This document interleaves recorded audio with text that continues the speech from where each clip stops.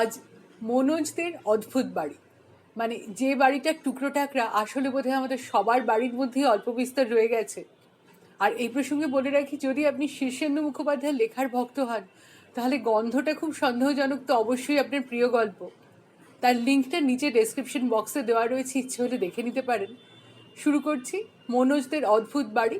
আর প্রত্যেক বারের মতোই অনুরোধ করছি, চ্যানেলে এখনও যদি সাবস্ক্রাইব না করে থাকেন দয়া করে সাবস্ক্রাইব করুন। মনোজদের অদ্ভুত বাড়ি।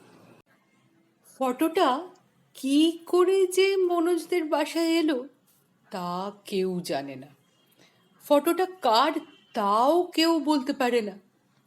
মনোজদের বাড়িতে অনেকের ফটোর মধ্যে এই ফটোটাও বরাবর আছে, অথচ কেউ ঠিক করে বলতে পারে না যে এটা কোত্থেকে কবে এসেছিল। ফটোর ছেলেটাই বা কে? ফটোটা একটা ছেলের, তার বয়স হবে 8, 9 বা 10। একটা বাংলো বাড়ির সামনের বারান্দার সিঁড়িতে সে বসে আছে। সামনের বাগান থেকে বারান্দায় উঠতে মোট 3 ধাপ সিঁড়ি। ঠিক মাঝের ধাপে ছেলেটা বসে আছে। নিচের সিঁড়িতে পা, ওপরের সিঁড়িতে কনুই রেখে সে একটু পিছনে হেলে বসে আছে। তার পায়ে বুট জুতো আর মোজা, সাদা হাফ প্যান্ট, গায়ে ফুল হাতা সোয়েটার, আর সোয়েটারের গলার কাছে সাদা শার্টের কলার বেরিয়ে আছে। ছেলেটা দেখতে ভীষণ সুন্দর।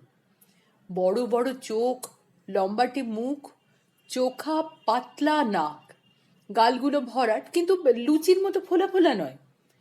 তার চুলে ডান দিকে সিঁথি, আর কপালটার অনেকখানি ঢেকে চুলগুলো পাট করা। ছেলেটা অল্প একটু হাসি মুখে চেয়ে আছে। সেই হাসি এত জীবন্ত যে যে কোনো সময় ছেলেটা যেন কথা বলে উঠবে। ছবির মধ্যে আরও দুটো অদ্ভুত ব্যাপার আছে। ছেলেটার পেছনে যে বারান্দা, তাতে ট্যারছা হয়ে রোদ পড়েছে। বারান্দার পিছনের দরজায় একটা গোলাপ ফুলের ছাপওয়ালা পর্দা ঝুলছে। সামনে রোদ, কিন্তু পর্দাটা ছায়ায় একটু অস্পষ্ট। আর সেই পর্দাটা একটুখানি সরিয়ে একটা মুখ উঁকি মেরে আছে। মুখটা খুবই অস্পষ্ট, শুধু সেই মুখে একটু হাসি বোঝা যায়, যেন কেউ হাসি মুখে ছেলেটার ছবি তোলানো দেখছে। কিন্তু সেই মুখটা ছেলের না মেয়ের তা বোঝা যায় না। আরও একটা মজার ব্যাপার হলো, ছেলেটার বাঁ দিকে একটা কাঁচের গেলাসে 3 পোয়া ভর্তি দুধ রয়েছে। দুধ কিনা তা ঠিক করে বলা যায় না, তবে সাদা মতো তরলটা দুধ ছাড়া আর কি বা হবে। আর সেই প্রায় 1.25 গ্লাস দুধে মুখ ডুবিয়ে দুধটা খেয়ে নিচ্ছে একটা বেশ বড় সড়ো মোটা বেড়াল। বেড়ালটার লেজও খুব মোটা। বোঝা যায় ছেলেটা দুধ খাচ্ছিল, সেই সময় ফটো তোলাতে গিয়ে গ্লাসটা পাশে রেখেছিল। আর তখন ছেলেটাকে অন্যমনস্ক দেখে বেড়ালটা চুপি চুপি এসে চুরি করে দুধ খেয়ে নিচ্ছে। ছেলেটা টের পায়নি। ছবিটার মধ্যে আরও কিছু কিছু জিনিস লক্ষ্য করা যায়, যেমন বারান্দার নিচে বাগানের একটু অংশ। ছবিতে দেখা যাচ্ছে বাগানে অনেক গাঁদা, ক্রিসেন্থিমাম, পপি ফুল ফুটেছে। বাংলো বাড়িটা টিনের চাল। বারান্দার উপরে টিনের চালটার একটু ঢালু অংশ দেখা যায়। বারান্দার থাম্বে একটা লতানে গাছ উঠেছে চালে। মনোজ যে কতবার ছবিটা দেখেছে তার হিসেব নেই। ছবিটা দেখতে তার বড় ভালো লাগে। কেন ভালো লাগে তাও সে জানে না। যদি কখনো তার মন খারাপ হয়, বা কখনো কারোর সঙ্গে ঝগড়া হয়, বা মায়ের উপর অভিমান হয়, তখন সে এসে একা ঘরে ছবিটা বের করে চেয়ে বসে থাকে। ছবি থেকে ছেলেটাও তার দিকে হাসি মুখে চেয়ে থাকে।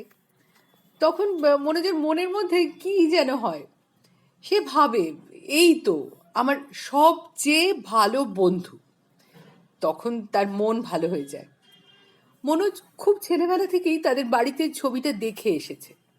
আর ছবিটা বেশ পুরনো, একটু হলদে হলদে পুরনো ছাপও পড়ে গেছে তাতে। অর্থাৎ ছবিটা অনেক আগে তোলা হয়েছিল এবং ছবির ছেলেটা নিশ্চয়ই এখন আর ছোট নেই, সে হয়তো অনেক বড় হয়ে এখন মনোজের কাকা বা বাবার মতো বড় মানুষ হয়ে গেছে।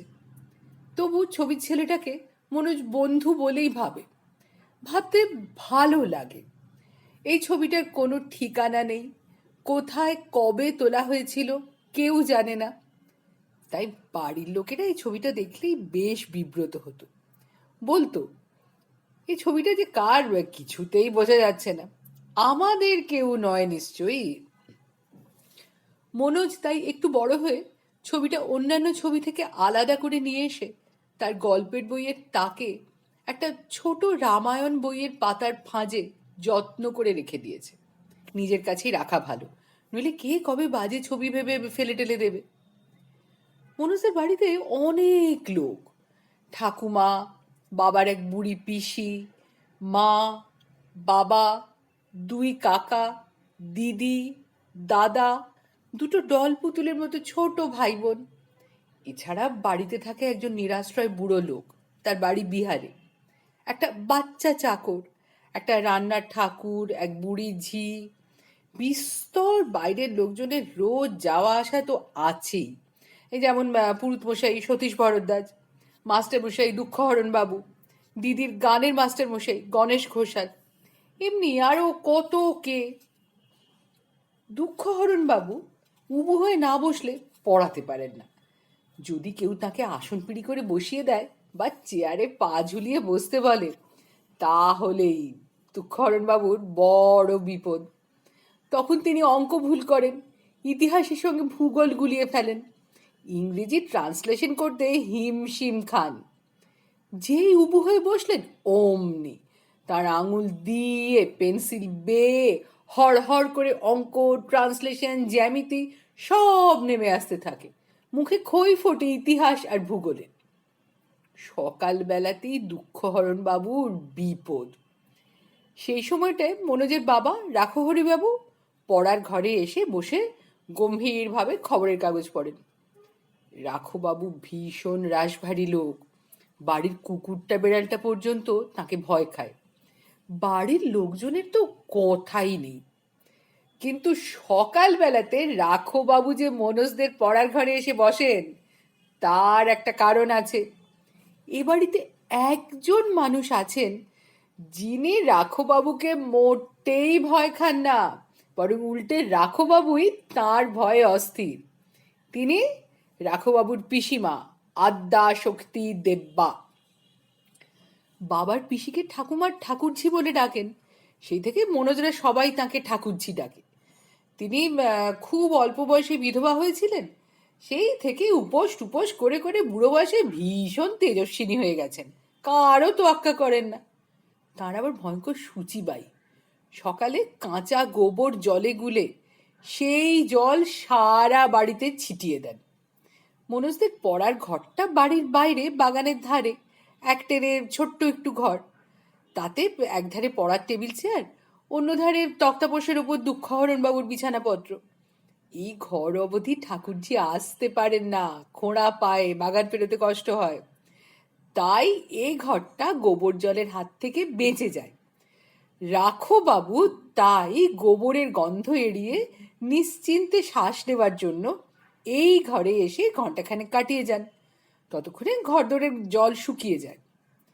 রাখোবাবু কড়া ধাতের লোক, আদব কায়দার নড়চড় দেখলে খুব রাগ করেন। তাই সে সময়টায় দুঃখহরণবাবুকে পা ঝুলিয়ে বসে থাকতে হয়। আর ওই এক ঘন্টায় দুঃখহরণবাবু রাজ্যের ভুলভাল করতে থাকেন।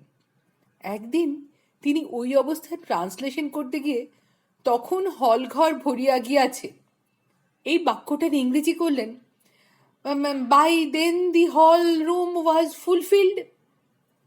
এই ইংরেজি শুনে বাবা তার ইংরেজি খবরের কাগজ থেকে মুখ তুলে বিরক্ত হয়ে তাকালেন। ছেলে মেয়ের সামনে মাস্টারমশাইয়ের ভুল ধরলে তার প্রতি শ্রদ্ধা কমে যেতে পারে, সেই জন্য বললেন, দুঃখবাবু ইংরেজিটা ঠিকই আছে, তবে একটু কানে কেমন যেন লাগছে, আর একবার অন্যভাবে করুন। কিন্তু দুঃখহরণ বাবু পা ঝুলিয়ে বসে আছেন যে, তার উপর রাশভারী রাঘববাবুর কথা শুনে আরও ঘাবড়ে গিয়ে খুব শক্ত ইংরেজিতে বললেন, the whole's fulfilment was achieved by then. শুনে রাঘববাবু আর মুখ তুললেন না। দুঃখহরণবাবু গোলমালটা বুঝতে পারছেন, কিন্তু উবু না হয়ে বসলে তার মুড আসে না। তাই তিনি ঠ্যাং দুটো জোরে নাচাতে নাচাতে মুখে হু হু করে একটা শব্দ করে যেতে লাগলেন। দাদা সরোজ, দিদি পুতুল আর মনোজ চুপি সারে হাসাহাসি করছে। শীতকাল, বাগানে খুব ফুল ফুটেছে। সামনের দিকটায় মস্ত মস্ত গাঁদা ফুটে আছে। সেগুলো এত বড় যে দু হাতে মুঠো করেও বের পাওয়া যায় না। মোরগ ফুল, পপি, গোলাপ তো আছেই। ফটফটে রোদে প্রজাপতি আর ফড়িং উঠছে অনেক। পোকামাকড় টি টি করে ঘুরে বেড়াচ্ছে। বাগানের অন্য ধারে পালং ক্ষেত, ফুলকপি, ওলকপি, ধনেপাতা, বেগুন লাগানো হয়েছে। সেই সবজি খেতে দেহাতি বুড়ো মানুষ রাম খিলাওয়ান খুরপি হাতে ঘুরঘুর করছে। যদিও একটা ঠিকে মালি এসে বাগানের কাজ করে যায় রোজ, তবু রাম খিলাওয়ান কাজ দেখানোর জন্য বাগানে সব সময় কিছু খোঁড়াখুঁড়ি করবেই। চোখে ভালো দেখতে পায় না, অনেক সময় গাছের গোড়ার মাটি খুঁড়ে আলগা করতে গিয়ে শেকড় বাকড় উপড়ে ফেলে। আগাছা তুলতে গিয়ে ফুল গাছ তুলে ফেলে দিয়ে আসে। বকুনি খেলে খুব গম্ভীরভাবে থাকে, যেন এসব বকাবকি তার তেমন গায়ে লাগে না। গতবার ঠাকুরমার চশমা পাল্টানো হলো, আর রামখিলাওয়ান ঠাকুরমার পুরনো চশমাটা চেয়ে নিল। সেই চশমাটা এখন সব সময় চোখে পড়ে থাকে। তাতে যে সে ভালো দেখতে পায় তা নয়, কিন্তু এমন ভাব দেখায় যে খুব ভালো দেখছে। চশমা পরে ইজ্জত বেড়ে গেছে তার। বাজারের কাছে দেশওয়ালি ভাইদের কাছে চশমা পরে যাওয়ায় সেখানে তার খাতিরও নাকি বেড়ে গেছে। বাড়ির চাকর রঘু তাকে রামু বলে ডাকলে বা তুই তোকারি করলে সে ভারী চটে যায়। রঘু তাই তাকে আজকাল রামুবাবু বলে ডেকে আপনি আজ্ঞে করে। কিন্তু সন্ধে হলেই রঘু নানা কায়দা করে রোজ রামুকে ভূতের ভয় দেখাবেই। আজ দুঃখহরণবাবুর ভুলভাল কিছু বেশি হচ্ছে। দাদা সরোজকে ইতিহাস বোঝাতে গিয়ে তিনি বারবার ওয়ার্ড মিনিং বোঝাতে লাগলেন। ইতিহাস বইতে দুটো ব্যাখ্যাও দাগিয়ে দিলেন। পুতুলকে সুদ কষা বোঝাতে গিয়ে তিনি হুঁশিয়ার করে দিয়ে বললেন, আমার মুখস্থ যেন ভুল না হয়, আর দাঁড়ি, কমা, সেমিকোলন সম্পর্কে সাবধান থাকবে। মনোজের ভূগোল বই খুলেও তিনি গোলযোগ করে ফেললেন। পশ্চিমবঙ্গের কোন কোন জেলায় ধান পাট জন্মায় তা বলতে গিয়ে তিনি বারবার নর শব্দের রূপ এনে ফেলছিলেন। তাই শুনে রাঘববাবু বিরক্ত হয়ে উঠে পড়লেন।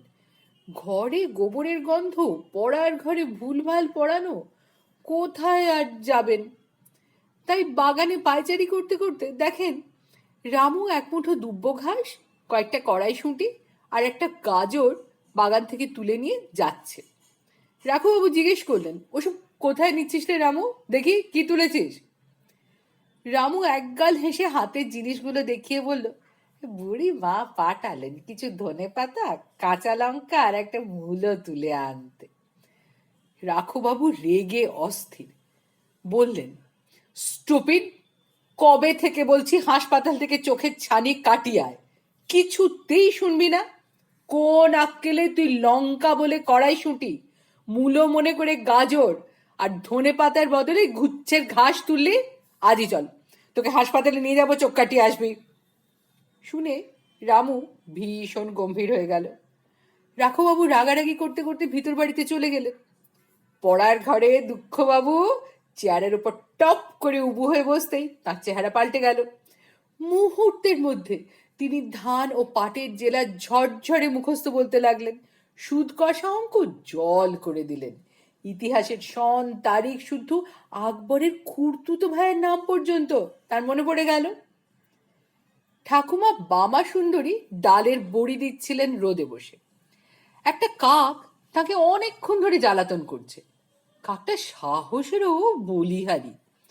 এ বাড়িতে ঠাকুরঝি জেগে থাকতে বেড়াল, কুকুর, কাক, পক্ষী ঢুকতে বড় একটা সাহস পায় না। কে কোথাকার এঁটো কাটা আস্তাকুট টেনে আনে ঘরে। সেই ভয়ে ঠাকুরজি লাঠিটি হাতে সারা বাড়ি খোঁড়া পায়ে ডিং মেরে মেরে ঘুরে বেড়ান।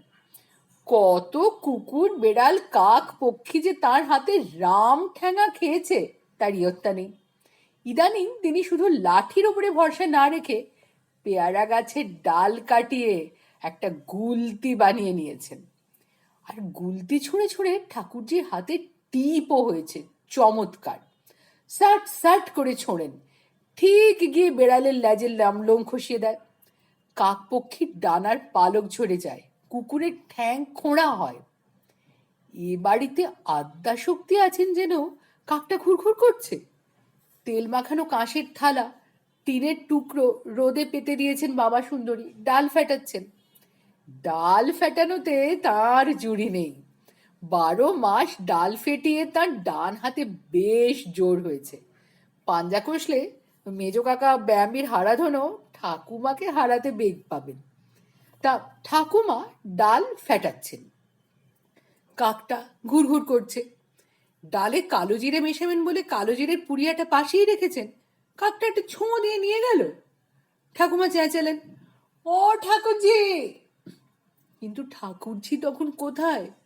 কেউ সাড়া দিল না। ঠাকুমা বক বক করতে করতে উঠলেন। কাকটা পেঁপে গাছে উঠে বসেছিল, কি খেয়ালে হুশ করে উড়ে এসে ঠাকুমার খোঁপায় একটা ছোঁ মারল, তাতে ঘুমটা খসে গেল। ঠাকুমা ফের চেঁচালেন, ও ঠাকুরজি, এ কাকটার ভাবসাব মোটেই ভালো দেখছি না, গুলতিটা নিয়ে এসো।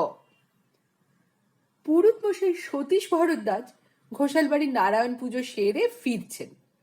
এ সময়টায় মনোজদের বাড়িতে বসে তিনি খানিক খবরের কাগজ পড়ে যান। যাওয়ার সময় গৃহদেবতার ভোগটাও নিবেদন করে যান। 1 কাপ চা, 2টো বিস্কুট আর 5টা পয়সা তার রোজকার বরাদ্দ। তিনি উঠোনে ঢুকে দেখেন বাবা সুন্দরী ডালের বাটি ফেলেও বারান্দায় উঠে গিয়ে চেঁচামেচি করছেন।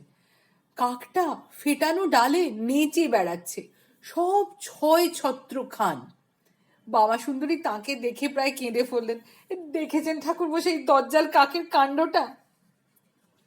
সতীশ ভরদ্বাজ বড় খাইয়ে মানুষ, বেশ লম্বা চওড়া চেহারা, বড় ভুঁড়ি, বয়স 70-এর কাছাকাছি। এই বয়সেও জোয়ান মদ্যরা মাছ বা রসগোল্লার কম্পিটিশনে তার ধারে কাছে ঘেঁষতে পারে না, পাতে পড়তে না পড়তে তুলে ফেলেন। লোকে বলে তার নাকি 2টো পোষা ভূত আছে, খাওয়ার সময় আবডাল থেকে তারাই সব তুলে খেয়ে ফেলে। নইলে ঠাকুর মশাই কি আর ওই অত 4টে মানুষের সমান খাবার খেতে পারেন? তবে সতীশ ভরদ্বাজ যে ভূত পোষেন এ বিষয়ে সন্দেহ নেই। প্রায় সময় দেখা যায় খবরের কাগজ পড়তে পড়তে হঠাৎ তিনি বলে যেন কার নিঃশব্দ ডাকে সাড়া দেন। ঘাড় ঘুরিয়ে হঠাৎ যেন কার সঙ্গে ফিসফিস করে খানিক কথা বলে নেন। আবার কখনো হঠাৎ রাস্তায় ঘাটে চেঁচিয়ে হাঁদো ভুদো বলে ডাকাডাকি করেন কাঁদে। এই সব কারণে সবাই তাকে খানিকটা ভয় খায়। কাকের কাণ্ড দেখে সতীশ ভরদ্বাজ দাঁড়িয়ে গেছেন। কিছুক্ষণ দেখে টেখে একটা শ্বাস ফেলে খড়মের শব্দ তুলে বারান্দায় উঠে এলেন। তার জন্য রোদে গদিওয়ালা মোড়া পেতে রাখা আছে, তাইতে বসে বললেন, কাক, এ বাড়িতে মা আদ্যা শক্তি থাকতে কাক আসবে কোত্থেকে? তেমন সাহসী কাকই বা কই? ঠাকুমা কাঁদো কাঁদো হয়ে বলেন, ওই দেখুন লক্ষ্মী ছাড়া 1 বাটি মাসকলাই বাটা নষ্ট করলো, কত কষ্ট করে ফেটিয়েছি। ও কাক নয় মা, সতীশ ভরদ্বাজ গম্ভীর হয়ে বললেন। হ্যাঁ, তবে কি? সতীশ ভরদ্বাজ আবার একটা শ্বাস ছাড়লেন। রঘু এসে খবরের কাগজ দিয়ে গেল। সতীশ ভরদ্বাজ কাগজ খুলে আইন আদালতের খবর পড়তে পড়তে বললেন, 40 বছর আগে জয়দেবপুরে একবার এই রকম কাকের পাল্লায় পড়েছিল মোক্ষদা ঠাকুমা। দেখতে অবিকল দাঁড় কাক, কিন্তু তার হাব ভাবে আর দুষ্টু বুদ্ধিতে ঠাকুমা অস্থির। রোজ এসে সব লণ্ডভণ্ড কাণ্ড করে যায়। তীর, ধনুক, ঢিল, পাটকেল, কাকতাড়ুয়া কোনো কিছুকে গ্রাহ্য করে না। সব শেষে জ্বালাতন হয়ে ডেকে পাঠালো আমাকে। গিয়েই বুঝলাম কাকের রূপ ধরে এ কোনো আত্মা টাত্মা এসেছে। বললাম, এ কাক তো তাড়ালে যাবে না ঠাকুমা, নারায়ণ পুজো দাও আর শান্তি সস্তয়ন করাও। সেই করতেই কাকটা যে পালালো আর এলো না। এ কাকটা কেউ দেখুন না, যেন ঠিক কাক, কিন্তু কাকের মতো ব্যবহার কি একটু লক্ষ্য করলেই দেখবেন। এ পাখিটা কাকের চেয়ে ঢের বেশি কালো। ওর লাফানোটাও কাকের মতো নয়। এসব কিসের লক্ষণ সে আমি জানি, বাড়িতে একটা অমঙ্গল না হয়। ঠাকুমা হতবাক হয়ে দাঁড়িয়ে রইলেন, মুখে কথা নেই। আর এ সময় গোয়াল ঘরের দিক থেকে শোরগোল উঠল। রঘু আর বুড়ি ঝি কিরমিরিয়া চিৎকার করে বলছে, ঠাকুরঝি পড়ে গেছে, ঠাকুরঝি পড়ে গেছে। তা এইরকম শোরগোল প্রায়ই ওঠে। ঠাকুরজি 7 দিনে 7 বার আচার খান। লোকে বলে ওটাই তার নেশা, তার হবি। যেখানে কেউ কোনোদিন পড়ে যায় না, একটা শুকনো সমতল জায়গাতেও ঠাকুরঝি তার বরাদ্দ আচারটা খেয়ে নেন। শোনা যায় দেশের বাড়িতে সেই ঢাকা জেলার গ্রামে থাকতো, তিনি প্রায় ঘরের পাটাতনে মই বেয়ে পুরনো তেঁতুল কি আমচুর পাড়তে উঠে আচার খেতেন। পুকুর ঘাটে পড়তেন, উঠোনে পড়তেন, এমনকি খোঁটায় বাঁধা গরু পর্যন্ত তাকে দেখলেই দৌড়ে এসে দড়ির প্যাঁচ মেরে ফেলে দিত। অত সব আচার খেয়ে খেয়েই তার পা একটু খোঁড়া, হাতও একটু বাঁকা। গ্রাম দেশে তো হাত জোড়া দেওয়ার ডাক্তার ছিল না, গ্রামের হাতুড়ে ডাক্তার পট্টি বেঁধে ছেড়ে দিত। ভাঙা হাড় বাঁকা হয়ে জোড়া লেগে যেত। ঠাকুরজি আছাড় খেয়েছেন শুনে পড়া ভণ্ডুল হয়ে গেল। মনোজ, সরোজ, পুতুল 3 ভাই বোন যথাক্রমে ভূগোল, অঙ্ক, ইতিহাস ফেলে দৌড়ে উঠে এলো। দুঃখবাবু উবু হয়ে বসে মন দিয়ে অঙ্ক কষছিলেন। অনেকক্ষণ বাদে টের পেলেন যে সামনে ছাত্রছাত্রীরা কেউ নেই। ভারী বিরক্ত হয়ে তিনি তখন গানের মাস্টারমশাই গণেশ ঘোষালের ঘরে গেলেন দুটো গল্প করতে। গিয়ে দেখেন সেখানেও এক গোলমাল। গণেশবাবু আত্মহত্যা করবেন বলে চালের বিমের সঙ্গে একটা মোটা দড়ির ফাঁস ঝুলিয়ে দড়িটা টেনে টুনে দেখছেন। দুঃখবাবু বললেন, এ কি? দৃশ্য দেখে দুঃখহরণবাবু চমকে উঠলেন না। মাসের মধ্যে 2-3 বার গণেশ ঘোষাল আত্মহত্যার চেষ্টা করে থাকেন। বরং দড়িটা দেখে দুঃখবাবু বললেন, ভালো বাঁধা হয়নি। গণেশবাবু ফাঁসটা ধরে একটু ঝুল খেয়ে বললেন, না, দিব্যি শক্ত হয়েছে। দুঃখবাবু মাথা নেড়ে বললেন, দড়িটাও বেশ পুরনো, মাঝখানে ফেঁসও বেরিয়ে আছে।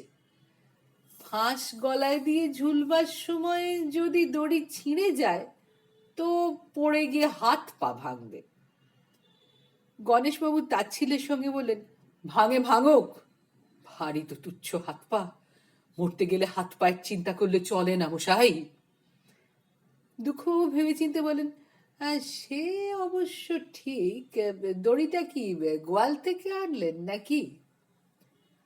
গণেশবাবু মাথা নেড়ে বললেন, হ্যাঁ, গরুর গলা থেকে খুলে এনেছি। বদমাস গরুটা ঢুসিয়ে দিতে এসেছিল, কোন ক্রমে বেরিয়ে এসে দরজার ঝাঁপটা টেনে দিয়েছিলাম, ভাগ্যিস। দুঃখবাবু চেয়ারে পা তুলে বসে বললেন, এই সকালবেলাতেই মরতে চাইছেন কেন? সকালবেলাটা সুইসাইড করার পক্ষে ভালো না, হুট হাট লোকজন এসে পড়তে পারে। এসব গভীর রাতে করতে হয়, যখন কেউ এসে বাঁচাতে পারবে না। বলে গণেশবাবু দুঃখবাবুর দিকে একটু কটমট করে চেয়ে থেকে বললেন, গভীর রাত পর্যন্ত আমি জেগে থাকতে পারি না, এত ঘুম পায় যে মরা টরার কথা মনেই থাকে না। আজকে কি হয়েছিল যে মরতে যাচ্ছেন? গণেশবাবু মুখখানা ভার করে চোখ ছলছলিয়ে বললেন, আবার কি, সেই সুরে ভুল। সকালে বসে হংসধ্বনি রাগটার ওপর একটু ঘষা মাজা করছিলাম, পর পর দুবার তালে লয়ে ভুল হয়ে গেল। কালু মিশিরের শিষ্য আমি, আমার ভুল হওয়া মানে তো পৃথিবীতে প্রলয় হয়ে যাওয়া। গুরুজি তো আজ প্রায় 30 বছর হলো দেহ রক্ষা করেছেন, তবু যখন সকালে রেওয়াজ করতে বসি, তখন যেদিন ঠিকঠাক সুরে লয়ে তালে গাই, সেদিন নির্ঘাত শুনতে পাই অনেক দূর থেকে যেন মৃদু একটা তবলায় ঠেকা দেওয়ার শব্দ আসছে। গায়ে কাঁটা দেয় মশাই। পরিষ্কার বুঝতে পারি স্বর্গে বসে গুরুজি আমার গান শুনছেন আর তবলায় ঠেকা দিয়ে দিয়ে সম আর ফাঁক দেখিয়ে দিচ্ছেন। কখনো কখনো তারিফ করে ক্যাবাত বলে চেঁচিয়ে ওঠেন। ওরে বাবা, দুঃখবাবু বললেন। অবশ্য কথাটা তিনি গণেশবাবুর গুরুজির কথা শুনে বলেননি। আসলে তাকে এ সময় কুটুস করে একটা ছাড় পোকা কামড়েছিল। তিনি উবু হয়ে বসেই চেয়ারে ছাড় পোকা খুঁজতে লাগলেন। গণেশবাবু চোখ মুছে বলেন, জীবন তুচ্ছ, তালেই যদি ভুল হলো, লয়েই যদি গোল পাকালো, তাহলে বেঁচে থেকে লাভ কি? ছাড় পোকা খুঁজতে খুঁজতেই দুঃখবাবু বললেন, কাজটা ভালো করেননি। না না, বেশ করছি, আপনি আমাকে বাধা দেবেন না। মরে গুরুজির কাছে যাব, তিনি আমাকে মুখোমুখি পেয়ে পায়ের নাগরাটা দিয়ে আচ্ছাসে জুতো পেটা করবেন, তবে আমার শান্তি। এ কাজে আমাকে বাধা দেবেন না দুঃখবাবু। দুঃখবাবু বিরক্ত হয়ে বললেন, কে বাধা দিচ্ছে? মরতে হয় মরুন, তা বলে গোয়াল থেকে দড়িটা আপনার ঠিক হয়নি। একটু আগেই গোয়াল ঘর থেকে চেঁচামেচি আসছিল। বোধহয় আদ্যাশক্তি দেবী গোয়ালে গোবর আনতে গেছিলেন, সেই সময় ছাড়া গরুটা তাকে বুঝি খুব ঢুসিয়ে দিয়েছে। ও গরুটা রামু ছাড়া কাউকে মানে না। এখন যদি সকলে গরুটাকে ছাড়লো তা খুঁজে দেখতে গিয়ে আপনার ঘরে এসে চোরাই দড়িটা পায়, তো বড় লজ্জার কথা। গণেশবাবুর মুখ শুকিয়ে গেল। বললেন, হ্যাঁ তাই তো। সব কিছুই ভেবে চিনতে করতে হয়, গলায় দড়ি দেওয়ার একটা ক্যালকুলেশন আছে। পটেশ্বর ওঝা রেল লাইনে গড়া দিতে গেছিল, তার বউয়ের সঙ্গে রাগারাগি করে রাতে গিয়ে লাইনে গলা দিয়ে পড়ে রইল, কিন্তু গাড়ি আর আসে না। পটেশ্বরকে খাতির করতে গাড়ি তো আর আগে ভাগে এসে পড়তে পারে না, তারও টাইম আছে। তা পটেশ্বর অপেক্ষা করতে করতে কখন লাইনে মাথা রেখে ঘুমিয়ে পড়েছে। ভোরবেলা গাড়ি এলো, কিন্তু অনেক দূর থেকে ড্রাইভার সাহেব রেল লাইনে মানুষ শুয়ে আছে দেখে গাড়ি থামিয়ে ইঞ্জিনের কু দিল। সেই কু শুনে ঘুম ভাঙতেই পটেশ্বর গা ঝাড়া দিয়ে উঠে বসলো। ভাবলো যাক বাবা, মরা টরা হয়ে গেছে, ব্যথা ট্যাথাও খুব একটা পেতে হয়নি। এই ভেবে সে ঘাড়ে হাত দিয়ে ঘাড়খানা আস্ত দেখে আরো খুশি হয়ে গেল। ভাবলো মরার পর বোধহয় কাটা ঘাড় ফের জোড়া লেগে যায়। এই সময় ড্রাইভার সাহেব নেমে এসে, পটেশ্বর কি এই মার কি সেই মার, বলে রেল লাইনটা তোমার মামদগিরির জায়গা। সেই মার খেয়ে পটেশ্বর 15 দিন হাসপাতালে ছিল। ক্যালকুলেশনের ভুলে তার মরাও হলো না, বরং মার খেয়ে হাসপাতালে পড়ে থাকতে হলো। তাই বলছিলাম। আদ্যাশক্তি দেবী আছাড় খেয়েছেন শুনলে কেউ আজকাল আর অবাক হয় না। কেউ যদি কাউকে গিয়ে বলে, এই জানো আদ্যাশক্তি দেবী আছাড় খেয়েছেন, তাহলে যাকে বলা হয় সে একটু অবাক হয়ে বলবে, হ্যাঁ সে আর বলবার কি, উনি তো প্রায় তা খেয়ে থাকেন, ওটাই ওর অভ্যেস, নেশা। তবু কেউ যদি আছাড় খাই, সে আদ্যাশক্তি দেবী হন বা আর যে কেউ হোক, নিয়ম হলো লোকজন গিয়ে তাকে ধরাধরি করে তুলবে। গোয়াল ঘরের চেঁচামেচি শুনে তাই সবাই দৌড়ে গেল। গিয়ে দেখে গোয়াল ঘরের এক কোণে, যেখানে মনোজের কাকা বৈজ্ঞানিক এবং ব্যায়ামবীর হারাধন গোবর গ্যাস তৈরি করার জন্য বিশাল এক গর্তে গোবরের টাল জমিয়ে রেখে পচাচ্ছিল, সেখানে আদ্যাশক্তি দেবীর অর্ধেক ডুবে আছে। তিনি নিঃশব্দে চেঁচাচ্ছেন, অর্থাৎ তার মুখ নড়ছে কিন্তু শব্দ বেরোচ্ছে না। রাঘুবাবু গম্ভীর মুখে বললেন, এ নিশ্চয়ই হ্যারিকেনের কাজ। বুড়ি ঝি কিরমিরিয়ার অভ্যেস হলো বাড়িতে কোনো রকম ঘটনা ঘটলেই সে বিলাপ করে কাঁদতে বসবে। রাঘুবাবু যদি মনোজকে বকেন তো কিরমিরিয়া কাঁদতে বসে। পুতুলের ড্রয়িংয়ের খাতা হারালেও কারো কিছু নয়, কিরমিরিয়া বিলাপ করতে বসলো। ও বাবা গো, খোকের খাতাটা কোথায় গেল গো? খোকির এখন কি হবে গো? স্কুলের দিদিমণি এখন খোকিকে বকবে গো।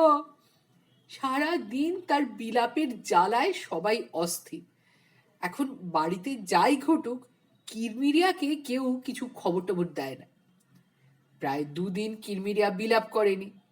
বিলাপ না করলে তার পেট ফেঁপে যায়, খিদে নষ্ট হয়, মুখে অরুচি হয়, রোগাও হয়ে যায় সে। 2 দিন বাদে আজ জবর ঘটনা দেখে কিরমিরিয়া গিয়ে গোবরে অর্ধেক ডুবে থাকা আদ্যাশক্তি দেবীর মুখের সামনে উবু হয়ে বসে মনের সুখে কেঁদে কেটে বিলাপ করতে লাগলো। ও ঠাকুরজি গো, এত জায়গা থাকতে তুমি কেন গোবরে গিয়ে পড়লে গো? উঠোনে পড়লে না, পুকুরে পড়লে না, ছাদ থেকে পড়লে না, গোবরে গিয়ে পড়লে গো। এখন তোমারই বা কি হবে, গোবরের বা কি হবে গো? খবর পেয়ে পাড়ার লোকজনে সব এসে জুটেছে। তাদের মধ্যে একজন হচ্ছেন শ্রুতিধর ঘোষ। শ্রুতিবাবুর এক অভ্যেস, কিছু দেখলে বা শুনলে তার আর একটা কিছু মনে পড়ে যায়, কিন্তু ঠিক মনে পড়ে বলেও বলা যায় না, কি যেন একটা মনে আসি আসি করে, কিন্তু আসে না। যেমন একবার দুঃখবাবুর পেটের ব্যথা হওয়ায় তিনি এসে বললেন, পেটের ব্যথার 3টে খুব ভালো ওষুধ আমি জানি। কি বলুন তো? দুঃখবাবু উৎসাহের সঙ্গে বললেন। তখন অনেক চিন্তা করে শ্রুতিবাবু বললেন, একটা হলো গিয়ে মানে ওই আর কি। রাঘুবাবু পাশেই ছিলেন, বললেন, আর 2টো? শ্রুতিবাবু আবার চিন্তা করে বললেন, আর একটা যেন কি, আর তৃতীয় ওষুধটার নাম ভুলে গেছি। তবু সবসময় শ্রুতিবাবুর কি যেন মনে পড়ি করে, এই যেন এক্ষুনি মনে পড়ে যাবে, প্রায় এসে গেছে মাথায়। সেই শ্রুতিবাবু আদ্যাশক্তির অবস্থা দেখে বললেন, গোবরে গোবরে কি যেন? তার ভাইপো ফচকে ফটিক বলল, গোবরে পদ্মফুল? না না, গোবরে আর একটা কি যেন, গুবরে পোকা। দূর ফাজিল! শ্রুতিবাবু রেগে যান। তারপর রাঘুবাবুর দিকে চেয়ে বললেন, ব্যাপারটা কি হলো মশাই? গোবরে পিসিমা কেন? রাঘুবাবু খুব ভেবেচিন্তে বলেন, আমরাও তাই ভেবে মরছি, তবে মনে হয় এটা হ্যারিকেনের কাজ। হ্যারিকেন? বলতে গিয়ে শ্রুতিবাবুর আবার কি যেন মনে আসি আসি করে। ভাবতে ভাবতে বলেন, হারি হারি হারি আপ কি একটা কথা আছে না? তার মানে বলতে চাইছেন হারি মানে তাড়াহুড়ো করতে গিয়ে পিসিমার এই দশা। এখন প্রশ্ন হলো, কেন এই হারি? হারি কেন, তাই না? রাঘুবাবু বিরক্ত হয়ে বলেন, মোটেই না।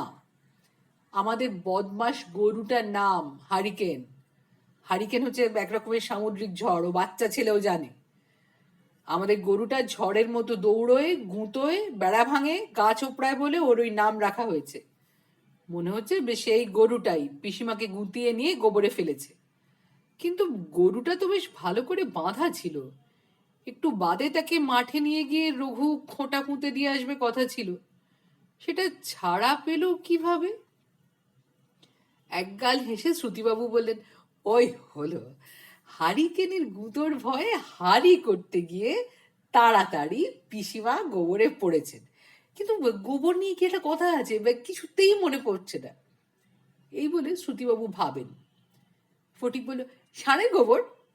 দূর, মাথায় গোবর। ফটিক ফের বলল। শ্রুতিবাবু তার দিকে কটমট করে তাকান।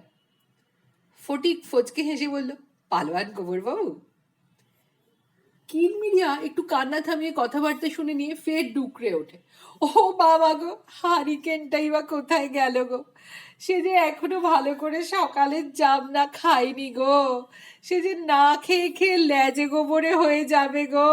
ওই, শ্রুতিবাবু চেঁচিয়ে উঠে বলেন, ওই যে মনে পড়েছে, ল্যাজে গোবরে। এই যে দেখছি পিসিমার একেবারে ল্যাজে গোবরে অবস্থা। আদ্যাশক্তি দেবীর বুক সমান গোবরের গর্তের মধ্যে পোঁতা।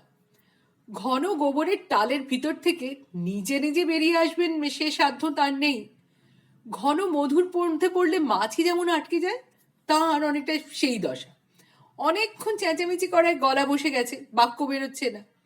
তিনি দুহাত বাড়িয়ে সবাইকে বলতে চাইছেন, ওরে তোরা আমাকে টেনে তোল, কিন্তু সে কথায় কেউ কান দিচ্ছে না। দুঃখবাবু আর গণেশবাবু এসে গোয়ালঘরে ঢুকে চুপচাপ দাঁড়িয়ে রয়েছে। গণেশবাবুর চাদরের তলায় গরুর দড়িটা লুকোনো আছে, সেটা বের করতে সাহস হচ্ছে না। মনোজ দুঃখবাবুকে জিজ্ঞেস করলো, মাস্টারমশাই গোবরের ইংরেজিটা কি? কাউ ডাং। আর পিসিমা হলো আন্ট, তাই না? হ্যাঁ। তাহলে গোবরে পিসিমা কেন, এর ইংরেজি হবে why ant is in cow dung, না মাস্টারমশাই? হুম। ল্যাজে গোবরের ইংরেজি কি হয় মাস্টারমশাই? দুঃখবাবু বলতে পারলেন না। সন্তর্পণে আর চোখে একবার রাখুবাবুর দিকে তাকালেন। রাখুবাবু ভ্রু কুঁচকে দুঃখবাবুর দিকেই চেয়েছিলেন। বললেন, এরকম ছোটখাটো সব ঘটনার ভেতর দিয়ে শেখালে ছেলেদের শিক্ষা ভালো হয়। ল্যাজে গোবরের ইংরেজিটা ওকে শিখিয়ে দিন দুঃখবাবু। দুঃখবাবু দুঃখের সঙ্গে মাথা চুলকোলেন। বললেন, tail in cow dung and cow dung in tail. সারা উঠোনে ডাল বাটা ছত্রখান হয়েছিল। এখানে সেখানে ডাল বাটায় কাকের পায়ের ছাপ। এতক্ষণ সারা উঠোনে হুটোপাটা করে কাকটা পেঁপে গাছে বসে ঠোঁট দিয়ে তার গা পরিষ্কার করছিল। বামা সুন্দরী হাত জোর করে কাকটাকে প্রণাম করে বললেন, যাই, ঠাকুরজি আজ আবার কি কাণ্ড বাঁধালে দেখে আসি। আছাড় খেতে পারেও বটে মানুষটা। আমাদের এত বয়স হলো এখনো তো অত আছাড় খেতে পারি না। সতীশ ভরদ্বাজ গম্ভীরভাবে বারান্দার চেয়ারে বসে পুজোর চাল কলার পেতলের রেকাবিখানা টেবিলের ওপর রেখে খবরের কাগজটা পড়ছিলেন। তারপর শব্দ করে খবরের কাগজ পড়তে লাগলেন। জিনিসপত্রের দাম ক্রমশই বৃদ্ধি পাইতেছে। এইরূপ বৃদ্ধি পাইলে গরিব মনুষ্যেরা কি করিয়া প্রাণ ধারণ করিবে, কাহার কাছে হাত পাতিবে? হ্যাঁ ঠিকই তো, ইয়া কি পেয়েছ নাকি, ইহারা কি করিয়া ইয়ে করিবে? ঠাকুর বসে একটু অন্যরকম করে কাগজ পড়েন, বেশ বসে জোরে জোরে খবর পড়ছেন।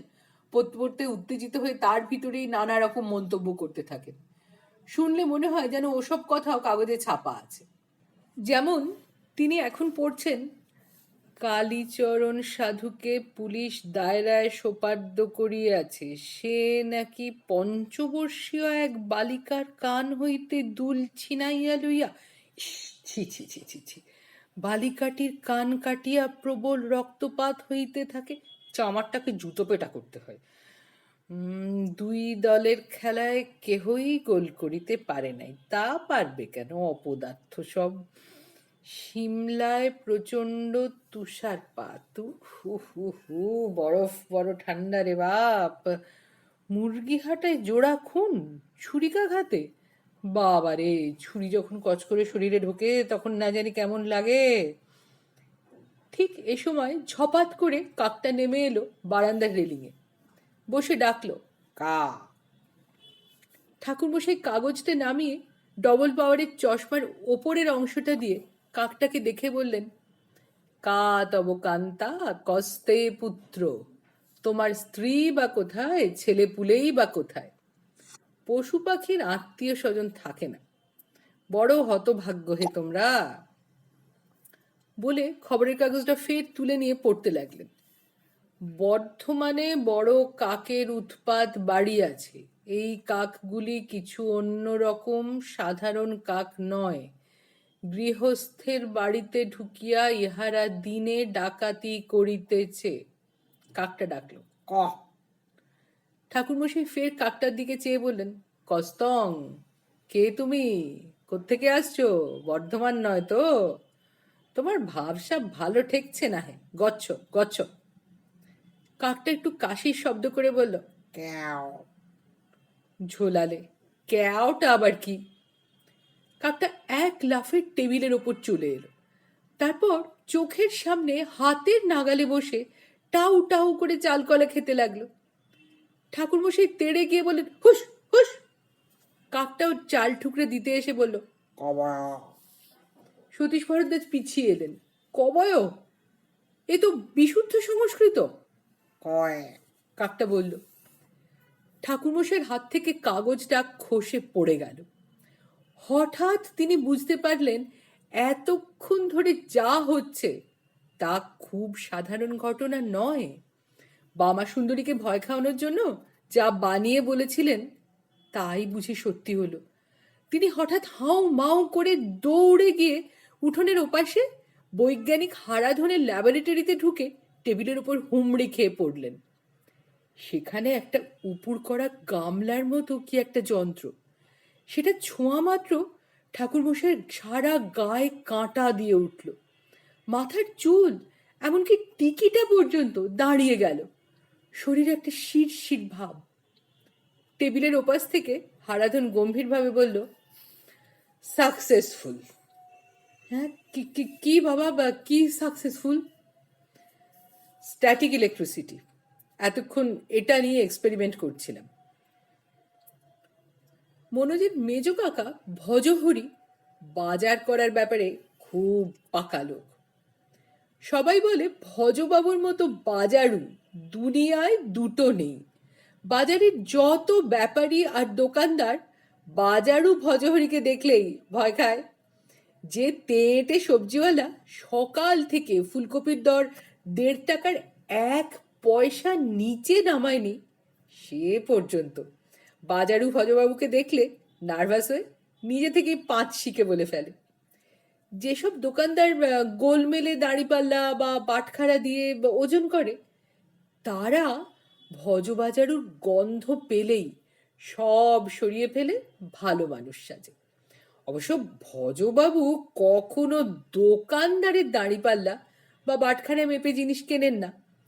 তার সঙ্গে সব সময় নিজস্ব দাঁড়িপাল্লা এবং বাটখারা থাকে। ঠাকুর গুফো মিশির আর চাকর রঘু সেসব বাজারে বই নিয়ে যায়। ভজবাবুর বাজার করার কায়দা একটু অন্য রকম। সে কায়দা এমনই অদ্ভুত যে অন্য খদ্দেররা নিজেদের বাজার করা বন্ধ রেখে ভজ বাজারুর বাজার করা হাঁ করে দেখে। যেমন আজ টমেটোওয়ালা ভজবাবুকে দেখে খুব বিনয়ী হাসি হেসে এক গালে পান অন্য গালে নিয়ে 2.5 টাকার টমেটোর দাম শিখে চেয়ে বলল, আপনি বলি 4 আনা ছেড়ে দিলাম। ভজবাবু নির্নিমেষ লোচনে টমেটোওয়ালার দিকে খানিক্ষণ চেয়ে রইলেন। পাড়ার থিয়েটারে কেপুবাবু সিরাজউদ্দৌলা সেজে মোহাম্মদী বেগের হাতের ছোড়া খেয়ে যেমনভাবে চেয়েছিলেন, সে দৃশ্যে যে হাততালি পড়েছিল তা 2 মাইল দূর থেকে শোনা যায়। তা ঠিক তেমনি চোখের দৃষ্টি ভজবাবু। সেই চোখ দেখে টমেটোওয়ালার রক্ত জল হয়ে যেতে লাগলো। মিনমিন করে সে আরো 2 আনা ছেড়ে বলল, ঠিক আছে ভজবাবু, না হয় 2 আনা কম দেবেন। ভজবাবু সে কথার উত্তর দিলেন না। তার থমথমে মুখ চোখ ক্রমে লাল হয়ে উঠছিল। চোখ দুটো স্থির, নাকের পাটা কাঁপছে। একপাশে বেগুন দর করতে করতে অন্য পাশে পালং শাক থলিতে ভরতে ভরতে 2-4জন করে লোক এগিয়ে এসে আশেপাশে দাঁড়িয়ে গেল ভজবাবুর পাট দেখবে। ভজবাবুর ঠোঁট কেঁপে উঠল। ফিস ফিস করে প্রথমে বললেন, মহাপাপ। কথা শোনার জন্য 2-4জন কান এগিয়ে আনলো। ভজবাবু এবার আর একটু জোরে বলে উঠলেন, মহাপাপ। সেই গম্ভীর ধ্বনি শুনে টমেটোওয়ালার মুখ শুকিয়ে গেল।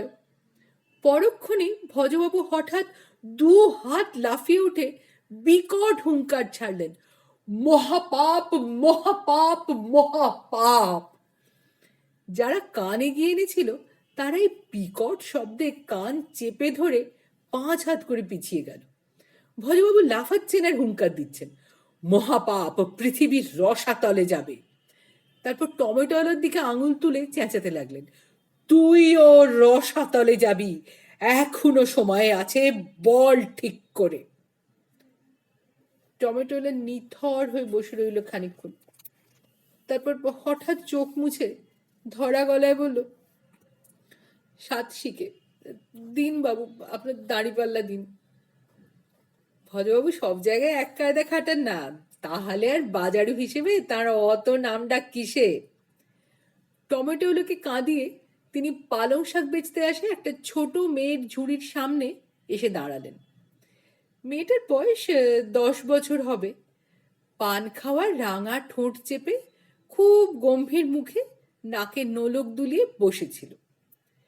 ভজবাবু তার সামনে উবু হয়ে বসে মুখের দিকে চেয়ে ভারী মোলায়েম হেসে ছড়া কাটার মতো সুর করে বলতে লাগলেন, ও খুকি, তুমি পান খেয়েছো বাবা, পান খেয়েছো, নাকে নোলক মুখে পান, জয় জয় বলো, জয় ভগবান।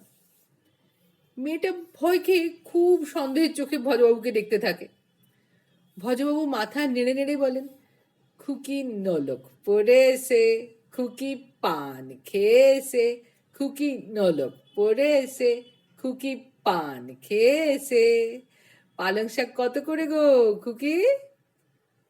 মেয়েটা মুখ ঝামটা দিয়ে বলল, টাকা টাকা।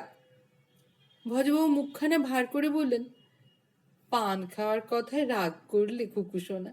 এমা, রাগ করলে? পালং কখনো 1 টাকা হয়? মেয়েটা কাঁদো কাঁদো হয়ে বলল, বাবা বলে গেছে 1 টাকার কমে কাউকে বেচবি না। ভজবাবুর 2 চোখ বেয়ে টপ টপ করে জল পড়তে লাগলো। হাপুস চোখে কেঁদে ভজবাবু বললেন, ও খুকি, তুই আমার উপর রাগ করলি শেষে? পান খাওয়ার কথা বললাম বলে রাগ করলি? কান্নাকাটি দেখে ছোট মেয়েটা ঘাবড়ে গিয়ে দিশেহারার মতো বলে ফেলে, তা আমি কি করব, বাবা বলে গেল যে। ভজবাবু চোখ মুছে ধরা গলায় বলেন, তুই বুঝি বাপের সব কথা শুনিস খুকি? চুরি করে তেঁতুল খাস না? নতুন জামার জন্য বায়না করিস না? কাজের সময় পালিয়ে খেলতে যাস না? মেয়েটা ফিক করে হেসে বলল, আচ্ছা 12 আনা করে দাও। মেছো বাজারের কানাই মাছওয়ালা বড় ভয়ঙ্কর লোক। সবাই জানে কানাই দিনে মাছ বেচে, রাতে ডাকাতি করে। গুলি পাকানো বিশাল চেহারা তার, চোখ দুখানা সব সময় গাঁজাখোরের মতো লাল। খদ্দেরদের সঙ্গে ধমক ধমক দিয়ে কথা বলে। 1 মণ 1 মণ ওজনের বড় বড় মাছ হেলা ফেলায় তুলে ভচাং ভচাং করে কেটে ফেলে লহমায়। বুকের পাটা না থাকলে কেউ কানাইয়ের সঙ্গে দরাদরি করতে যায় না। কানাইয়ের দোকানে আজ মস্ত মস্ত কই মাছ। দূর থেকে ভজবাজারুকে দেখেই কানাই তড়ি ঘড়ি কই মাছগুলোকে গামছা চাপা দিয়ে রাখলো। 15 টাকা দর দিয়ে রেখেছে। ভজবাবু দেখলেই 10 টাকায় নামিয়ে ফেলবে, তার চেয়ে চেপে রাখা ভালো। কিন্তু কই মাছ চাপা কি সোজা? তারা লাফায়, হাঁটে, ছোটে। গামছায় চাপা কই মাছেরা গামছাটা ছেঁড়ার জোগাড় করে তুলল। ভজবাবু এসে গম্ভীর মুখে বললেন, গামছাটা কত দিয়ে কিনেছিলি? কানাই মাথা চুলকে বলল, কত আর 3 টাকা বোধ হয়। ভজবাবু তেমনি গম্ভীর মুখে বললেন, মাছের দামের সঙ্গে গামছার দামটা যোগ করে বল, কই মাছের দর কত? কানাই মুখখানা কাঁচুমাচু করে বলল, ও মাছ বিক্রি হয়ে গেছে, তাই ঢাকা দিয়ে রেখেছি। কে কিনেছে? কানাই অন্যদিকে চেয়ে বলল, দারোগাবাবু। এসব চালাকি ভজবাবু জানেন, তাই একটুও না ঘাবড়ে বললেন, আমি তো থানার কাজ দিয়েই যাব, মাছগুলো দিয়ে দে, বরং পৌঁছে দিয়ে যাবক্ষণ। দারোগাবাবু আবার ওই নিশিকান্তপুরের ডাকাতির ব্যাপারে আমার পরামর্শ চেয়েছিলেন। কানাইয়ের মুখের চেহারা পাল্টে যায়। 15 টাকার মাছ সে তখন 12 টাকায় ছাড়তে রাজি। নিশিকান্তপুরের ডাকাতিটা নিয়ে হইচই করছে পুলিশ। ওর মুখের চেহারা দেখে ভজবাবু বুঝতে পারলেন যে কানাইকে এবার বাগে পাওয়া গেছে। জজ যখন ফাঁসির হুকুম দেয় আসামি, তখন যেমন একটা গম্ভীর করুণ মুখের ভাব করে, ঠিক তেমনি মুখ করে ভজবাবু কানাইয়ের দিকে চেয়ে আছেন। তা দেখে কানাইয়ের বুক কেঁপে ওঠে। সে ভয় ভয় বলে, দারোগাবাবু বোধহয় মাছের কথা ভুলে গেছেন, আপনি যখন বলছেন। ভজবাবুর ইঙ্গিতে রঘু দাঁড়িপাল্লা আর গুফো মিশির বাটখারা বের করে ফেলেছে। ঠিক এ সময় একটা বাধা পড়ল। হয়েছে কি, গোয়েন্দা বরদাচরণ আর তার অ্যাসিস্ট্যান্ট ভাগ্নে চাক্কুও বাজারে এসেছে। সবাই জানে ভজবাবু বাজারে এলে সব জিনিস সস্তা হয়ে যায়, তাই ভজবাবুর পিছু পিছু বাজার করার জন্য অনেকেই তকে তকে থাকে।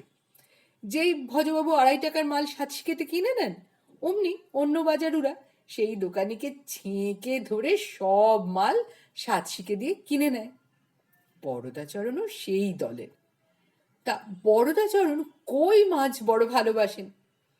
এবছর এখনো পর্যন্ত কই মাছ খাওয়ার ভাগ্য তার হয়নি।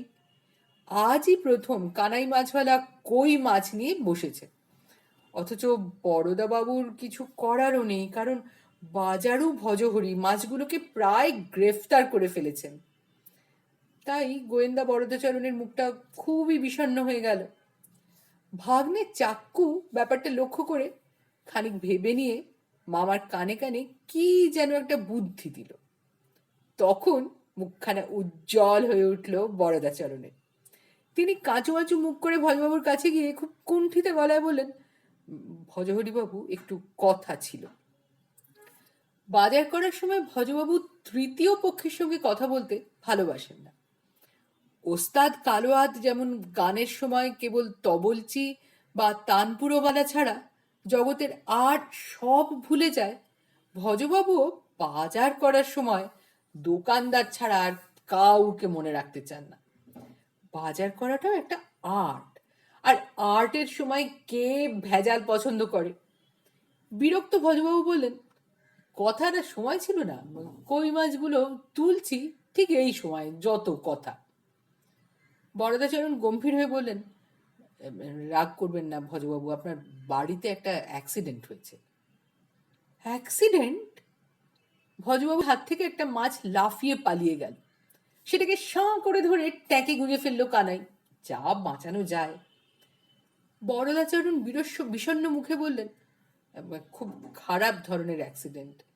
বাজারে আসবার পথে আপনার বাড়ির পাশ দিয়ে যখন আসছি, তখন শুনি ভিতর বাড়িতে তুমুল চেঁচামেচি হচ্ছে, বহু লোক ভিড় করেছে, আপনি একটু তাড়াতাড়ি চলে যান। ভজবাবু কই মাছের দিকে ফিরেও চাইলেন না। সর্বনাশ বলে চেঁচিয়ে উঠে বাড়ি মুখো ছুটতে লাগলেন। ভজবাবু যখন বাড়ির কাছাকাছি এসে পড়েছেন, তখন শ্রুতিধর ঘোষ আর ফচকে ফটিকের সঙ্গে রাস্তায় দেখা। শ্রুতিবাবু একগাল হেসে ভজবাবুকে বলল, পড়ে গেছেন।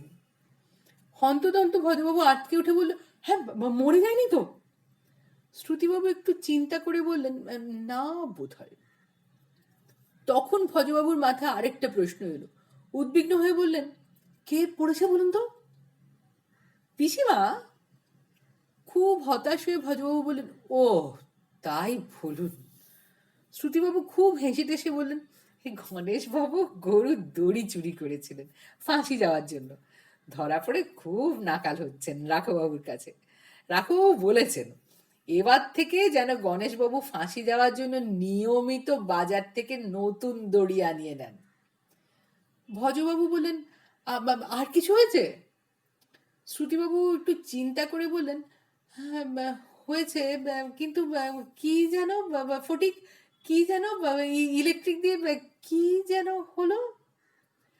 ফটিক বলল, পুরুত মশাই শখে অজ্ঞান হয়ে পড়েছেন। হ্যাঁ হ্যাঁ, শ্রুতিবাবু লাফিয়ে উঠে বললেন। আর দুঃখবাবুকে মনোজ ঠাকুরজির ইংরেজি জিজ্ঞেস করেছিল, দুঃখবাবু পারেননি। আর কিছু? আরো চান? শ্রুতিবাবু ভারী অবাক হয়ে বললেন। ফটিক বলে, আরো একটা আছে। হ্যাঁ, কি কি যেন? শ্রুতিবাবু বললেন, সেই যে কাকটার কথা ফটিক মনে করিয়ে দিল। হ্যাঁ হ্যাঁ, একটা কাক। ভজবাবু আর দাঁড়ান না, দৌড়ে বাড়ির দিকে এগোতে থাকেন।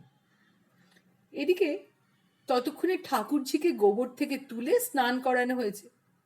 সতীশ ভরদ্বাজ জ্ঞান হয়ে উঠে বসে গরম দুধ খাচ্ছেন। দুঃখবাবু তার ঘরে বসে ডিকশনারি খুলে প্রাণপণ খুঁজেও ঠাকুরঝি শব্দের ইংরেজি খুঁজে পাচ্ছেন না। সরোজ একবার সিস্টার ইনলো বলায় ভারী রেগে গিয়েছিলেন তার উপর। গণেশবাবু নিজের ঘরে শুয়ে কড়িকাঠের দিকে চেয়ে আছেন। রামু চশমা চোখে হারিকেনকে খুঁজতে বেরিয়েছিল।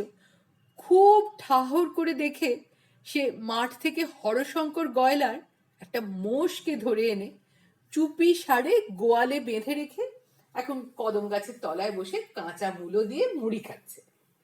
রাঘববাবুর অফিস যাওয়ার সময় হয়েছে, কিন্তু হঠাৎ খেয়াল করে দেখেন স্নানের আগে যখন গেঞ্জি ছেড়েছেন তখন সেই গেঞ্জির সঙ্গে গলার পইতে খুলে গেছে। কিরমিরিয়া গেঞ্জি কেচে শুকোতে দেওয়ার সময় বাজে সুতো ভেবে সেটা কোথায় গুটলি পাকিয়ে ফেলে দিয়েছিল। বজ্জাত সেই কাকটা পইতে মুখে নিয়ে পেঁপে গাছে গিয়ে বসেছিল। এখন দেখা যাচ্ছে পইতেটা কাকের গলায় ঝুলছে। তাই দেখে মনোজের ঠাকুমা রেকাবিতে নৈবেদ্য সাজিয়ে পেঁপে তলায় রেখে প্রণাম করছেন। গলায় পইতে না থাকায় রাখাবাবু কথা বলতে পারছেন না, কিন্তু বারান্দায় দাঁড়িয়ে নিঃশব্দে মুখ নেড়ে ভয়ঙ্কর রাগারাগি করছেন আর হাত পা ছুঁড়ছেন।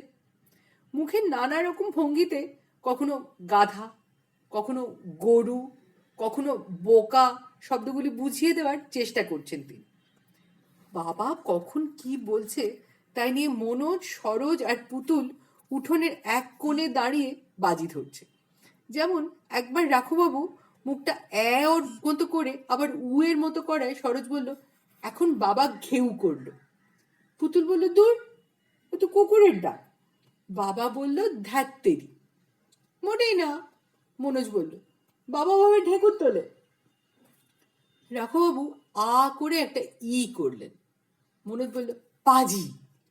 পুতুল বলল, হায়, এ কি বলল বাবা? শরৎ বলল, না, বাবা আমাদের বাড়ি থেকে বেরোতে বলছে।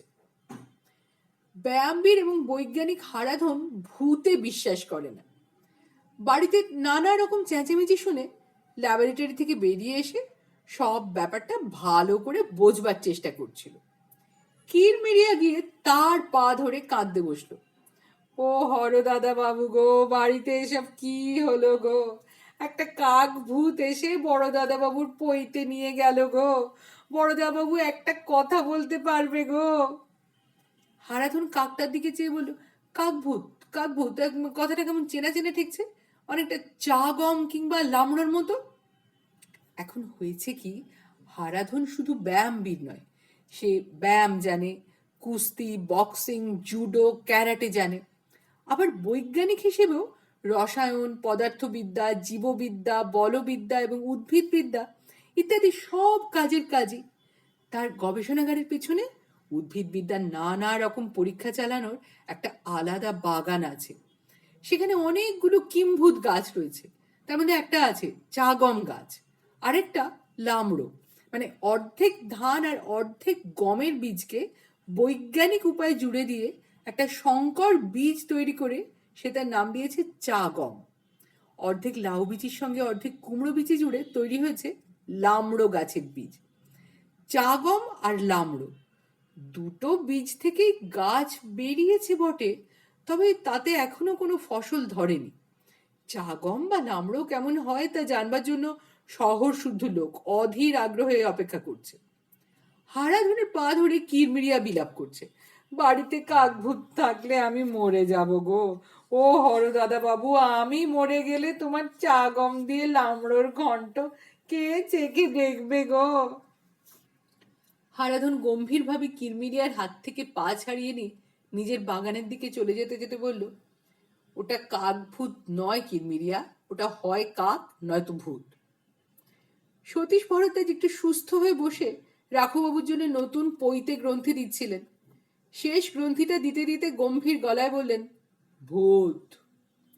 রাঘববাবু সতীশ ভরদ্বাজের হাত থেকে পৈতেটা কেড়ে নিয়ে গলায় পড়েই বললেন, কাক। সতীশ ভরদ্বাজ মাথা নেড়ে বললেন, ভূত। ওকে আমি বিশুদ্ধ সংস্কৃত বলতে শুনেছি নিজের কানে। রাঘববাবু বললেন, কাক, নোংরা বজ্জাত পাজি ছুঁচো একটা কাক, নিজের চোখে দেখেছি। সতীশ ভরদ্বাজ বললেন, ভুল দেখেছেন। রাঘববাবু বললেন, ভুল শুনেছেন। সতীশ ভরদ্বাজ বললেন, না। রাঘববাবু বললেন, আমার ওই এক কথা, না। সতীশ ভরদ্বাজ বললেন, ওটা যে ভূত নয় তা প্রমাণ করতে পারেন? করছি। বলে রাঘববাবু পেল্লায় চেঁচিয়ে ডাকলেন, মনোজ। মনোজ গুটি গুটি এগিয়ে বলল, কি? তোর গুলতিটা নিয়ে আয় তো একবার।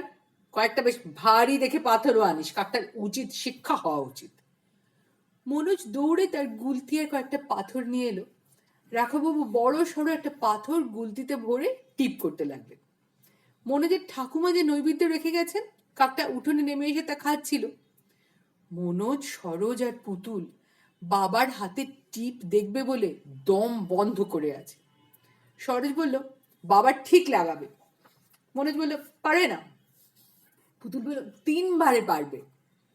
ঠিক এই সময় পেঁপে গাছের পেছনের দেয়াল টপকে একটা টুপিওয়ালা মুখ উঁকি মারল। সরোজ, মনোজ একসঙ্গে চেঁচিয়ে বলল, এই জাক্কুদা। রাঘববাবু কাকটাকে টিপ করতে করতে বিরক্ত হয়ে বললেন, কাজের সময় বড় বিরক্ত করিস তোরা। আরে কাকটাও অসম্ভব বজ্জাত, কিছুতেই এক জায়গায় স্থির হয়ে বসছে না। চাক্কু খুব ভালো ফুটবল, ক্রিকেট খেলে, জুডো জানে, বক্সিং করে। ব্যায়াম আর প্যাঁচ শিখতে সে রোজ লুকিয়ে লুকিয়ে ব্যায়ামবীর হারাধনের কাছে আসে। তাকে যে লুকিয়ে আসতে হয় তার কারণ চাক্কুর মামা গোয়েন্দা বরদাচরণের সঙ্গে মনোজের কাকা হারাধনের একেবারেই সদ্ভাব নেই। হারাধন আর বরদাচরণ কেউ কাউকে দেখতে পারেন না। হারাধনের নাম শুনলেই বরদাচরণ বলেন, বৈজ্ঞানিক। আশ্চর্যই, বরদাচরণের নাম শুনলে হারাধনও অবিকল একই সুরে বলেন, গোয়েন্দা। বরদাচরণও কুস্তি, বক্সিং, জুডো ইত্যাদি নাকি ভালোই জানেন, তবে এসব ব্যাপারে বরদা আর হারার মধ্যে কে শ্রেষ্ঠ তার কোনো মীমাংসা হয়নি। চাক্কু দেয়ালের ওপর মুখ তুলে বাড়ির ভেতরটা ভালো করে দেখে নিয়ে মুখে আঙুল পুড়ে দুটো অদ্ভুত শীষ দিল। শীষের শব্দ হতে না হতেই দেয়ালের ওপর বরদাচরণের মুখখানা ভেসে উঠল। এবার তিনিও বাড়ির ভিতরটা দেখতে লাগলেন। সরোজ, মনোজ ফের চেঁচালো, এই গোয়েন্দা কাকু। রাঘববাবু চাক্কু বা বরদাচরণকে লক্ষ্যই করেননি। তিনি অতি নিবিষ্ট মনে গুলতির তাকের মধ্যে কাকটাকে আনবার চেষ্টা করছেন, কিন্তু নচ্ছার কাকটা কিছুতেই স্থির থাকছে না, কেবল লাফিয়ে লাফিয়ে বেড়াচ্ছে। সরোজ মনোজের চেঁচামেচি শুনে রাঘববাবু বলেন, আহ, একটু চুপ করবি তোরা। কনসেন্ট্রেশন নষ্ট করে দিলে লোকে কি করে জরুরি কাজ করবে? যতক্ষণ কাকটার গায়ে না লাগছে ততক্ষণ আমি অফিস যাব না বলে মনে মনে প্রতিজ্ঞা করেছি। কাক মারা ভুলে গিয়ে সরোজ, মনোজ, পুতুল তখন হাঁ করে দেখছে গোয়েন্দা বরদাচরণ আর চাক্কু দেয়ালের উপর উঠে দাঁড়িয়েছে। দুজনের দেয়াল টপকানো দেখিয়ে অবাক হওয়ার কিছু নেই। সাধারণত গোয়েন্দা বরদাচরণ কখনো সদর দরজা দিয়ে ঢোকেন না, তাতে নাকি গোয়েন্দার বৈশিষ্ট্য নষ্ট হয়ে যায়, লোকে গোয়েন্দা বলে খাতির করে না। গোয়েন্দাদের আচার আচরণে একটা রহস্যময়তা না থাকলে লোকে সেই গোয়েন্দাকে মানবেই বা কেন? গোয়েন্দারা কখনো সহজ পথে চলবেন না, সহজ পথে ভাববেন না, সহজ চোখে চাইবেন না, সব সময় এমন আচরণ করবেন যাতে লোকে চমকে, আঁতকে, ভয় খেয়ে বা ভিড়মে লেগে যায়। তাই গোয়েন্দা বরদাচরণ বেশিরভাগ বাড়িতেই দেয়াল টপকে, জানলা শিক বেঁকিয়ে ঢোকেন। শোনা যায় এক বাড়িতে নাকি শীত কেটেও ঢুকেছিলেন, তবে চেনা জানা লোকের বাড়ি না হলে তিনি এতটা করেন না। যাই হোক, বরদাচরণ দেয়ালের ওপর উঠে গলা থেকে ঝোলানো একটা বাইনোকুলার তুলে চোখে লাগিয়ে চারদিক দেখছিলেন। তার সেই দেখা আবার দেখছিল সরোজ, মনোজ, পুতুল আর সতীশ ভরদ্বাজ। আর ঠিক সেই সময় স্নানের ঘর থেকে বেরিয়ে ঠাকুরজি ভেজা পায়ে আর একবার পড়ি পড়ি করেও সামলে গিয়ে দাঁড়িয়ে চাক্কু আর বরদাচরণকে দেখতে পেলেন।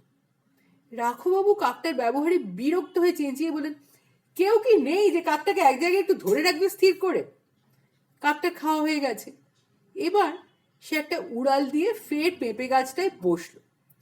রাঘববাবু বললেন, এইবার এইবার বলতে বলতে পেঁপে গাছের দিকে কাকটাকে টিপ করতে গিয়ে তিনি দেয়ালের ওপর মামা ভাগ্নের মূর্তি দেখে চমকে প্রচন্ড চেঁচিয়ে বললেন, কে রে, হ্যাঁ, কার সাহসে দেয়ালে উঠেছিস? তাক করা গুলতি দেখে আর সেই গর্জন শুনে তৎক্ষণাৎ চাক্ষু পচাং করে দেয়ালের ওপিঠে লাফিয়ে পড়ল। বরদাচরণ তা পারলেন না। চাক্ষু ছেলে মানুষ, সে হালকা শরীরে যত লাফ ঝাঁপ করতে পারে বরদাচরণ তা পারেন না। এ বয়সে লাফটাফ দিলে হাত পা ভাঙতে পারে। তবে তিনি বাইনাকুলারটা ফেলে দুটো হাত ওপরের দিকে তুলে বলে উঠলেন, সারেন্ডার, গুলতি ছড়বেন না, আমি বরদাচরণ।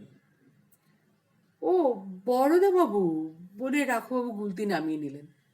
বললেন, কি খবর? খবর খুব সাংঘাতিক, আমি একটা তদন্তে এসেছি। তদন্ত? কিসের তদন্ত মশাই? বলছি। বলে বরদাচরণ দেয়াল থেকে নামবার উপায় খুঁজতে থাকেন। দেয়ালটা মস্ত উঁচু, চাক্কু লাফ দিলেও বরদাচরণ তা করতে ভরসা পান না। তাই খুব সাবধানে দেয়ালের উপর দিয়ে হেঁটে পেঁপে গাছটার কাছ বরাবর যেতে থাকেন। ইচ্ছে পেঁপে গাছ বেয়ে নেমে আসবেন। সতীশ ভরদ্বাজ বলে ওঠেন, ওহো ওহো, বড় নরম গাছ, ভেঙে যাবে, গাছে আবার কাক ভূতও বসে আছে। রাঘববাবু বললেন, ভূত নয়, কাক। সতীশ ভরদ্বাজ বললেন, ভূত, কাক, ভূত, কাক, ভূত। মীমাংসা হলো না বলে দুজনেই দুজনের দিকে খানিক কটমট করে চেয়ে রইলেন। ওদিকে বরদাচরণ কাকটার কথা জানতেন না। পেঁপে গাছের সহনশীলতা সম্পর্কেও তার জ্ঞান নেই। যেই পেঁপে গাছের ডগাটা ধরতে গেছেন অমনি ভুতুড়ে কাকটা বলে উঠল, খাও খাও। সতীশ ভারদ্বাজ বলেন, শুনলেন তো, পরিষ্কার বললো, খবরদার। রাঘববাবু বলেন, ওটা কাকের ডাক। বরদাচরণ কাকটাকে বললেন, হুস হুস। কাক বলল, ক্যা। বরদাচরণ বললেন, চোপ রাও কেলে ভূত, পালা, যা যা। কাক বলল, কটা কটা। সতীশ ভরদ্বাজ বললেন, শুনুন, বলছে কেটে পড়ো কেটে পড়ো। বরদাচরণ তখন ট্যাগ থেকে রিভলভার বার করে ফেলেছেন। কাকটাকে শাসিয়ে বললেন, দেব খুলি উড়িয়ে, যা বলছি। কাকটা হুড়ুস করে উঠে বরদাচরণের মাথায় একটা রাম ঠোক্কর মারল। বরদাচরণ পেঁপে গাছের ডগা শুদ্ধ ভেঙে নিয়ে হড়াস করে উঠোনে পড়লেন। সেই শব্দে বাড়িময় দৌড়ো দৌড়ি চেঁচা মেচি পড়ে গেল। বামা সুন্দরী এসে বরদাচরণকে হাত ধরে তুলে বললেন, কেন বাবা বড়দা, সামনে সদর দরজা থাকতেও দেয়াল টপকাতে গেলে কেন? বরদাচরণ নিজের কোমরে হাত দিয়ে মালিশ করতে করতে ব্যথার মধ্যেও বললেন, তাতে কি মাসিমা, গোয়েন্দাদের কত রিস্ক দিতে হয়। এই তো দেয়াল থেকে পড়া দেখলেন, সিমলা একবার পাহাড় থেকে পড়তে হয়েছিল, চলন্ত ট্রেন বা মোটর থেকেও কতবার লাফ দিয়েছি, গোয়েন্দাদের ব্যথা লাগে না। কাকটা আবার দেয়ালে বসেছে, গলায় পইতে। বামা সুন্দরী তাকে আর একবার নমস্কার করে ঘরে চলে গেলেন। রাঘববাবু গুলতিটা নামিয়ে নিয়ে বললেন, না, এই কাকটা খুবই ডেঞ্জারাস দেখছি, গুলতি মারলে হয়তো আবার রিভেঞ্জ নিতে তেড়ে আসবে। তবে বলে সতীশ ভরদ্বাজ খুব সবজান্তা হাসি হাসলেন। বললেন, সাক্ষাৎ ব্রাহ্মণ ভূত। বরদাচরণের পিস্তলটা ছিটকে পড়েছিল জবা গাছের গোড়ায়। সরোজ সেটাকে কুড়িয়ে সুট করে মনোজের হাতে চালান দিল। মনোজ জামার তলায় লুকিয়ে নিয়ে পুতুলের হাতে পাচার করলো। পুতুল সেটা নিয়ে নিজের পুতুলের বাক্সে ন্যাকড়া চাপা দিয়ে লুকিয়ে রেখে ভালো মানুষের মতো মুখ করে ঘর থেকে বেরিয়ে এলো। বরদাচরণের অবশ্য পিস্তলটার কথা খেয়াল হলো না। পড়ে গিয়ে তার ঘিলু নড়ে গেছে, মাথা ঝিমঝিম করছে। নিতান্ত গোয়েন্দাদের অজ্ঞান হতে নেই বলে তিনি অজ্ঞান হননি। একটু খুঁড়িয়ে খুঁড়িয়ে এসে তিনি বারান্দায় রাঘববাবুর মুখোমুখি বসে বললেন, ব্যাপারটা খুবই জরুরি এবং গোপনীয়। আমি একটা পুরনো ফটোগ্রাফের সন্ধানে আপনার বাসায় এসেছি, একটা ছোট ছেলের ফটোগ্রাফ। আজ এই অবধি। মনোজদের অদ্ভুত বাড়ির পরবর্তী অংশ নিয়ে খুব শিগগিরই আসছি। সঙ্গে থাকবেন, ভালো থাকবেন, ধন্যবাদ।